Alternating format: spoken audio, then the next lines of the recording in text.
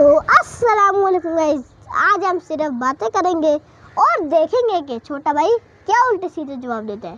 میں تو ہمیشہ سیدھا جواب دیتا ہوں، آپ الٹے دیتے ہیں۔ اچھا ٹھیک ہے، آپ کو کیا پسند ہے، پڑھائی یا کھیل؟ کھیل۔ وہ کیوں؟ کیونکہ کھیل میں ٹیچر ہوم ورک نہیں دیتی۔ اچھا ٹھیک ہے، اگر تمہیں ایک دن کے لیے وزیر اعظم بنا دیا جائے تو تم کیا کرو گے؟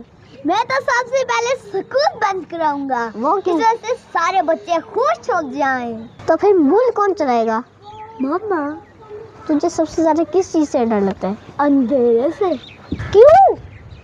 اس وجہ سے اندھیرے میں مما کہتی ہیں سو جاؤ، اور میں اپنی پسندیدہ فری فائر گیم نہیں کھیل سکتا ہوں۔ تو گائز یہ تھی ہماری آج کی چھوٹی سی ویڈیو۔